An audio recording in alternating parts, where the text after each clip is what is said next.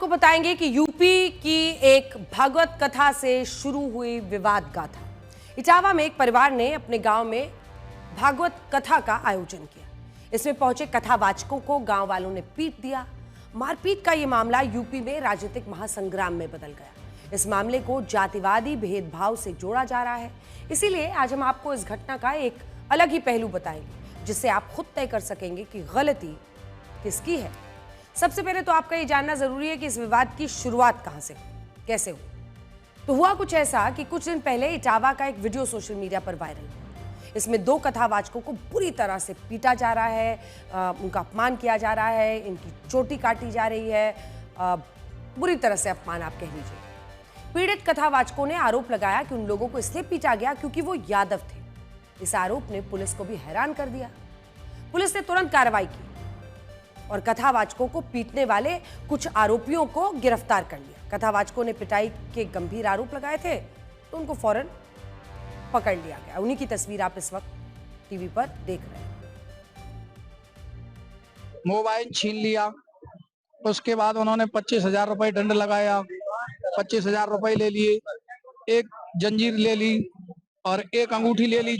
अंगूठी 4 ली थी, 3 वापस कर दी। मारा भी है हमको लात घूसों से। और उसके बाद उन्होंने पैर छुपाए। उसके बाद जब पैसा ले लिए, जंजीर ले ली, उसके बाद उन्होंने जो है चोटी हमारी काटी। पहले हमारे आचार्य जी की काटी, फिर हमारी चोटी काटी और बजरंगबली के जयकारे लगाए। उसके बाद हमको वहां से निकाल दिया। वजह ये थी, हम जाति के यादव हैं और उन्होंने कहा हमें ब्राह्मण वक्ता चाहिए। तो मैंने कहा ये तो तुम पहले सोच लेते भाई, आपने कथा जब सुनी थी हमारी तब तुमने छटवाई। पहले तो तुमने पूछी नहीं जाति, बाद में आपने जाति पूछी। तो हमने, अब जाति छुपाते तो है नहीं, हमने बता दिया हम यादव हैं, पता कर लो हमारा। ये हमने कह दिया। बोले तो हम, ये 103 देरी है गांव ब्राह्मणों की, यहाँ आप कथा नहीं कह सकती हो, तुम शूद्र हो। इन दिनों देश पर जातिवादी राजनीति का रंग चढ़ा है और इस घटना में ब्राह्मण और यादव वाला एंगल था। इसीलिए यूपी के नेताओं ने तुरंत लपक लिया। समाजवादी पार्टी के प्रमुख अखिलेश यादव ने इसको बढ़ चढ़ कर उठाया। उनसे उनका पूछा उन्होंने कि क्या कथा कहने का अधिकार केवल ब्राह्मणों का है? क्या किसी अन्य जाति का व्यक्ति कथा नहीं सुना सकता? इन सवालों पर अखिलेश को लोगों का खूब समर्थन मिला। लोगों ने कहा कि देश में कई कथावाचक हैं जो अलग अलग जाति से हैं, इसीलिए इसमें कुछ गलत नहीं है। अखिलेश यादव ने लोगों से मिले इस समर्थन के बहाने योगी सरकार पर पीड़ित दलित और अल्पसंख्यक समाज के साथ भेदभाव कराने का आरोप लगाया। सिर्फ यही नहीं, उन्होंने पिटने वाले दोनों कथावाचकों को 51,000 रुपए तक की आर्थिक सहायता देने की घोषणा की, उनका सम्मान किया। 21 जून को शुरू हुई इस कहानी के पहले हिस्से में लोगों को कथावाचकों की बातों पर यकीन था और इसी वजह से उन्हें लोगों की सहानुभूति भी मिली।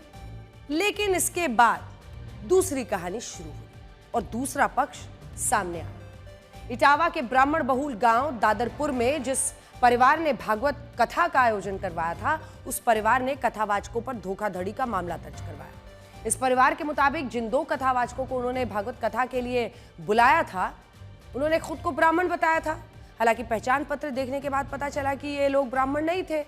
आरोप है इसी झूठ की वजह से गांव के लोग भड़क गए और उन्होंने दोनों कथावाचकों की पिटाई कर दी। इस मामले का सच क्या है, ये जांच का विषय है, लेकिन इसको लेकर जो खुलासे हो रहे हैं उसने सभी को हैरान कर दिया है।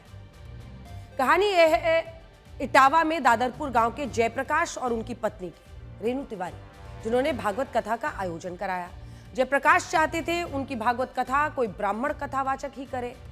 जयप्रकाश इसी सिलसिले में औरैया के कथावाचक मुकुटमणि अग्निहोत्री और संत कुमार से मिले।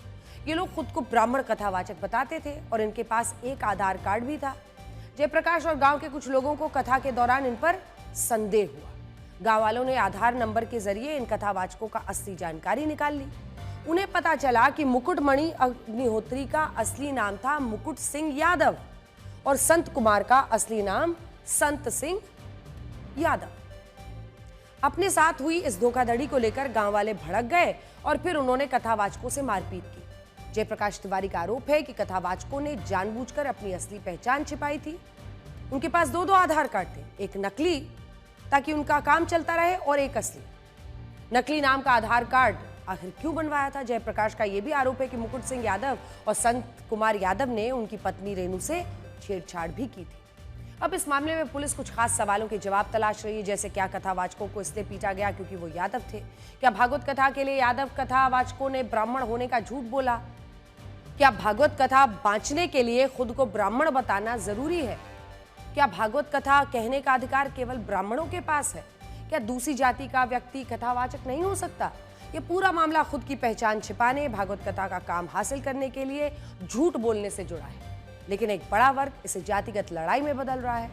इसको जातियों के बीच कथा कहने के अधिकार से जोड़ा जा रहा है, जबकि ये मामला गलत पहचान बताने से जुड़ा है। मैंने इसी मुद्दे पर शंकराचार्य स्वामी अविमुक्तेश्वरानंद सरस्वती से बात की। इस मुद्दे पर उनके क्या विचार हैं, सुनिए। मेरा पहला प्रश्न आपसे यही है शंकराचार्य जी, कि आपने कहा है कि कथा कोई भी बोल सुन सकता है, लेकिन व्यास पीठ पर सिर्फ ब्राह्मण को ही बैठना चाहिए। अब कई लोग इस बात को चैलेंज कर रहे हैं कि दुनिया बहुत आगे जा चुकी है, अब हम ये उम्मीद तो रखते नहीं है कि सिर्फ क्षत्रिय ही जाएगा युद्ध करने के लिए। आज हर धर्म के लोग जाते हैं, हर जाति के लोग जाते हैं। बाल काटने नाई का काम है तो वो भी किसी एक जाति से अब जुड़ा नहीं है। तो जो पूरी वर्ण व्यवस्था थी उसमें बहुत बदलाव आए हैं। ऐसे में सिर्फ ब्राह्मण ही कथावाचक क्यों बनना चाहिए? ब्राह्मण के लिए अगर अध्ययन अध्यापन आदि कथा प्रवचन आदि आरक्षित किए गए थे तो इसका मतलब था कि ब्राह्मण दूसरे कामों में नहीं जाएगा। अब जब ब्राह्मण सब कामों में जा रहा है तो क्षत्रिय भी सब काम में जाएगा, वैश्य भी सब काम में जाएगा, शूद्र भी सब काम में जाएगा। तो इसलिए ऐसी परिस्थितियां निर्मित हो गई हैं। हमने जो बात कही वो हमारे शास्त्र की कही, हमारी परंपराओं की कही, आज भी उनको समाज में स्वीकार्यता है और उसी आधार पर हमने कहा। लेकिन ऐसा लगता है कि आपको शंकराचार्य जी की इस आधार पर सनातन धर्म को बांटने की एक कोशिश हो रही है। ने कहा कि हमारे यहाँ ये मर्यादा है और ये परंपरा है और ये शास्त्र है। जहां तक कहने सुनने की बात है वो सबको अधिकार है और सब कह रहे हैं, जो सुनने वाले हैं सुन भी रहे हैं। अगर कहीं पर कोई इसको नहीं स्वीकार कर पा रहा है तो उसको भी कैसे गलत कहा जा सकता? लेकिन आप शंकराचार्य जी हैं और आप जो बोलेंगे उसके मायने होंगे, उसको लोग समझना भी चाहेंगे। मतलब क्या आज की व्यवस्था में जाति के आधार पर, देखिए आज की जो व्यवस्था है जी, आज की व्यवस्था एक तरफा व्यवस्था नहीं है। अभी जो अपना समाज है भारत का, उस समाज में दो तरह के लोग वर्ग हैं। एक लोग वर्णाश्रम व्यवस्था को मान करके चल रहे हैं और दूसरे लोग हैं जो वर्णाश्रम को नहीं मानना चाहते। अभी एक तरफा व्यवस्था नहीं हुई है कि सब लोग वर्णाश्रम के मानने वाले ही हो या सब वर्णाश्रम के विरोधी ही हो। अभी ऐसी परिस्थिति भारत में नहीं हुई है। तो जो लोग वर्णाश्रम को मान करके चल रहे हैं उनको किस आधार पर हम कहेंगे कि तुम मानना छोड़ दो? तो इसमें समझ विकसित करनी होगी कि जो लोग परंपरावादी हैं उनको भी गलत ना कहा जाए और जो लोग आधुनिकता के पक्षपाती होकर के सबके लिए सब काम कह रहे हैं उनको भी हम गलत नहीं कहें। तो आपकी नजर में क्या होना चाहिए? क्या आपकी नजर में किसी भी जाति का व्यक्ति कथावाचक हो सकते हैं? बात यह है कि हो सकता है क्या, यही है। अभी आप कुछ तो नाम ही आप गिना रहे हैं, तो वो लोग तो कह ही रहे हैं। अब उनसे जो लोग सुन रहे हैं उनको हम गलत थोड़े कहेंगे। लेकिन जो कह रहे हैं कि नहीं हमारे यहाँ ऐसी मर्यादा नहीं है, हमारा शास्त्र ऐसे नहीं है, हमारी परंपरा नहीं है, उनको भी हम गलत नहीं कह सकते हैं। उनका भी पोषण होना चाहिए, वो भी एक विचार है और उसके पीछे पर्याप्त बल है।